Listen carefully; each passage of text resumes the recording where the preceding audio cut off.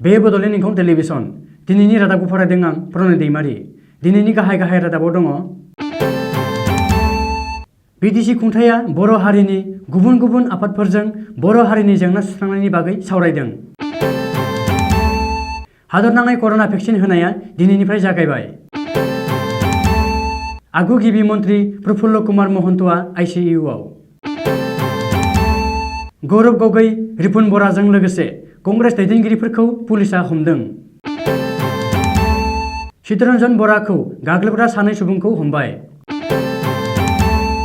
भारतनि थाखाय तावांआव देरहानो हानाय बिरखौ सन्मान होनायजों लोगोसे गोसोखांथियारि लुफुंनो थाखाय अरुणाचल प्रदेशआ थांखि लादों।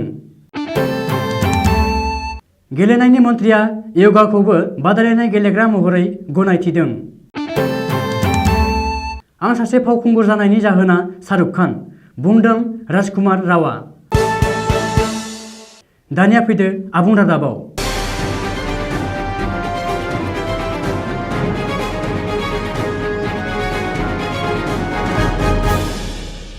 प्रमद बर' दैदेननाय बिटिसि खुंथाया दिनै गिबि खेबनि थाखाय बर' हारिनि गुबुन गुबुन आफाद आरो गौथुमनि दैदेनगिरिमोनजों लोगोसे जथुमदों। बिटिसि खुंथाया बर' हारिनि गुबुन गुबुन आफादनि दैदेनगिरिमोनजों जयै जथुमनानै बर' माहारिनि जेंनाफोर आरो बेखौ सुस्रांनायनि बागै सावरायदों।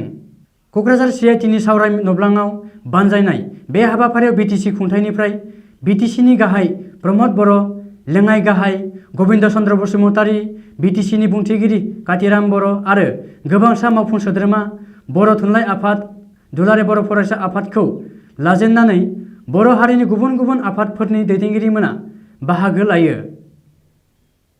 मिथिनो मोननाय बादिब्ला बिटिसि खुंथाय आरो माहारियारि आफादफोरजों जयै सावरायलायनाय गुबै थांखिफोरखौ एबसुनि आफादगिरि दिपेन बर'आ गुवारै बेखेवथिना होयो। बेजों लोगोसे गावनि बिबुंथियाव दिपेन बर'आ बुंदों दि फैबाय थानाय समाव बर' माहारिनि थाखाय माखासे खामानिफोरखौ जयै मावलांनो थाखाय जोंनो गासैनिबो मदद आरो हेफाजाबनि गोनांथार। बेनिखायनो बर' हारिखौ जौगासार होनाय बिथिङाव सोरखारजों गोरोबलायनानै खामानि मावनांगौ होनना बुंथियो। लोगोसेनो हारि दानायनि थाखाय सोरखारा बेनि थाखाय माब्लाबाबो आलादा बिथांखि लानो हाया। सोरखारा मावफुंनो हायैखौ जों माहारियारि आफादफोरा खौसेयै ज' जालायनानै फैबाय थानाय समाव मावलांनो नाजानांगौ होननानैबो दिपेन बर'आ बुंथियो। बे मेलनि गेजेरजों बर' थुनलाइ आफादनि आफादगिरि तरेन बर'आ सिगाङाव जालांनाय माखासे जाथायफोरखौ रायखांदों आरो दिनैनि लाइमोनफोरखौ गावबा गावनि गेजेराव गाज्रि साननाय, सोंखारि लिरनायफोरनिफ्राय गोजानाव थानानै अरायबो हारिनि मोजांनि थाखाय साननो खावलायो। लोगोसेनो बर' रावखौ जौगाहोनायनि बेलायाव मोजां राहाफोर लानो बिटिसि सरकारखौ खावलायो। मख'नो गोनांदि मोनसे जौसाङावनो बर'फोरनि मोनफ्रोमबो माहारियारि आफादफोरजों जयै सावरायलायनो खाबु मोननायखौ गोजोननाय फोरमायदों बराय बिबुंथि लाखिनाय बिटिसिनि लेङाइ गाहाय गबिन्द चन्द्र बसुमतारीआ। दिनै भारत हादरनि थाखाय मोनसे जारिमिनारि सान। दिनै हादरनाङै कर'ना भाइरासनि भेक्सिन होनायखौ जागायबाय। गाहाय मन्त्रि नरेन्द्र मदिआ दिनै अफिसियेलि बेखेवना होबाय। मख'नो गोनांदि भारतआ हादरनाङै कर'ना भेक्सिन होनाय हाबाफारिखौ बुहुमनाङै सावरायनाय आरो नोजोर होदों। सुलुङाव मिथिनो हानाय बादिब्ला भारत हादरनाङै दिनै 3,000निबो बांसिन सावस्रि मिरुफोराव गिबि खोन्दोनि कर'ना भेक्सिन होनाय जादों। मख'नो गोनांदि दिनै फुंनि 10:30 रिंगानिफ्राय आसामावबो सरकारा कर'ना भेक्सिन होनाय जादों। आसामाव सा 12 गागि डक्टरफोरा दिनै कर'ना भेक्सिन लादों। आसामाव गिबिसिन कर'ना भेक्सिन लादों डक्टर उमेश चन्द्र शर्माया, नैथियाव लादों डक्टर ध्रुबज्योति बरा आरो थामथियाव कर'ना भेक्सिन लादों डक्टर इलियास आलीआ। बबेखानि कर'ना भेक्सिन लानायनि सायाव खानानै होनाय जेबो नेमखान्थि गैया। नाथाय कर'नानि दावहारुफोरा लाथारनांगोन। गिबि भेक्सिन लानायनि 28 सान उनाव नैथि भेक्सिन लानांगोन। नैथि भेक्सिननि 18 सान उनाव थामथि भेक्सिन लानांगोन। नोजोर होनो गोनांदि गिबि भेक्सिन लाब्लाबो कर'नानिफ्राय गिनांगौ गैया बे नङा। मोनथामबो खोन्दोनि भेक्सिन लानायनि उनावसो कर'नानिफ्राय रैखा जानो हागोन आरो देहानि इमिउनिटि पावाराबो बांगोन। रिपर्ट बादिब्ला दिनै हादरनाङै 3 कौटि सुबुंखौ कर'ना भेक्सिन होबाय। गिबि खोन्दोआव 30 कौटि सुबुंनो कर'ना भेक्सिन होनाय जागोन। आसामनि आगु गिबि मन्त्रि प्रफुल्ल कुमार महन्तनि देहाया खैफोदाव। बिखानि जेंनायाव गोग्लैनानै हरखाब देहा फाहामसालियाव थिसननो गोनां जादों प्रफुल्ल कुमार महन्तखौ। आगु गिबि मन्त्रि महन्तखौ बे समाव डाउन टाउन हस्पिटालनि आइसिइउ खथायाव ट्रिटमेन्ट होगासिनो थानाय जादों। प्रफुल्ल कुमार महन्तखौ देहा फाहामसालियाव मोनफ्रोम समावनो गोख्रों जोथोन लागासिनो थानाय जादों। सुलुङाव मिथिनो मोननाय बादिब्ला थांनाय हराव महन्तनि देहाया हरखाब गाज्रि जानायनि थाखाय गुवाहाटी नोगोरमानि डाउन टाउन हस्पिटालाव थिसननाय जादों। बबेखानि थांनाय हरनि रुजुनायाव आगु गिबि मन्त्रि महन्तनि देहाया एसे गाहामाव फैबाय होननानै मिथिनाय जादों। नाथाय आगु गिबि मन्त्रि महन्तआ दासिमबो खैफोदनि बाहेराव गैया। बिथाङा दासिमबो थैनाय आरो थांनायजों जुजिगासिनो दङ। मख'नो गोनांदि बेनि सिगां थांनाय सेप्तेम्बर दानाव ब्रेन स्ट्रक जानायनि थाखाय प्रफुल्ल कुमार महन्तखौ देहा फाहामसालियाव थिसननो गोनां जादोंमोन। नाथाय उननि समाव देहा फाहामसालिनिफ्राय उदां खालामनाय जादोंमोन। कलियाबरनि एमपि गौरब गगৈ आरो आसाम प्रदेश कंग्रेस कमिटिनि आफादगिरि रिपुन बराखौ दिनै पुलिसआ एरेस्ट खालामदों। आबादारि बिलनि हेंथायै सोमावसारनाय समावनो गौरब गगৈ आरो रिपुन बराजों लोगोसे रकिबुल हुसेन, प्रद्युत बरदलै आरो हेंथा दोलोनि दैदेनगिरि देबब्रत सखियामोनखौ लाजेननानै गोबांसा कंग्रेस दैदेनगिरिफोरखौ पुलिसआ हमदों।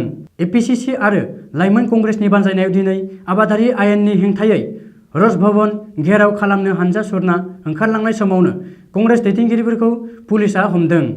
सुलुङाव मिथिनो मोननाय बादिब्ला आबादारि बिल आरो रायजोआव पेट्रल, डिजेल, संग्रा गेसजों लोगोसे मुवा बेसादनि बेसेन बांग्लाबनायनि हेंथायै दिनै कंग्रेसआ गुवाहाटी नोगोरमायाव गोख्रों सोमावसारनाय हाबाफारि बानजायो आरो गुवाहाटी क्लाबनिफ्राय हानजा सुरना राजभवन घेराव खालामनो सिगांबोदोंमोन। नाथाय कंग्रेसनि बे गोख्रों सोमावसारनायखौ रैखाथि बिबाना होबथानानै दैदेनगिरिफोरखौ एरेस्ट खालामनानै लाङो। मिथिनो मोननाय बादिब्ला गौरब गगৈ, रिपुन बरा आरो रकिबुल हुसेनजों लोगोसे गोबांसा कंग्रेस दैदेनगिरिफोरखौ पुलिसआ एरेस्ट खालामनायनि उनाव थासारिया दुंहावसिन जायो आरो सोमावसारनायाव बाहागो लानाय कंग्रेसनि मददगिरि सोद्रोमाफोरा बिजेपि आरो सोरखारनि हेंथायै होसिख्रावो। हिन्दुबादि दैदेनगिरि सत्यरन्जन बराखौ गाग्लोबनाय जाथायखौ लानानै सानै दुथांखौ पुलिसआ हमबाय। मैया लंकायाव हिन्दुबादि दैदेनगिरि सत्यरन्जन बराखौ गाग्लोबनाय जाथायखौ लानानै ओनसोलाव दुंहाव थासारि सोमजिगासिनो दङ। बबेखानि शुक्रबारखालि हराव लंका पुलिसआ लस्कार पथार गामियाव अपारेसन खालामनानै सत्यरन्जन बराखौ गाग्लोबग्रा सानै दुथांफोरखौ हमनो हादों होननानै सुलुङाव मिथिनो हादों। हमजानाय सानै दुथांखौ हाफिज आहमेद 38 बोसोर आरो इमरुल हुसेन 26 बोसोर होननानै पुलिसआ सिनायथि होदों। ओरैहाय हजाइनि सासे पुलिस अफिसाराबो गावनि सायाव गाज्रि आखु बाहायदों होननानै अजद होदोंमोन हिन्दुबादि दैदेनगिरि सत्यरन्जन बराया। बबेखानि सत्यरन्जन बराया पुलिस अफिसारनि हेंथायै लंका थानायाव गांसे एजाहार थिसनदोंमोन। गोसोखांथियारि गायसंनायनि सानखौ 14 फेब्रुवारियाव लानाय जादों। जाय सानखालि मोनथिनाय जायोदि 1951 इं मायथाइयाव तावांआव भारतनि फिरफिला बिरहोनाय जादोंमोन।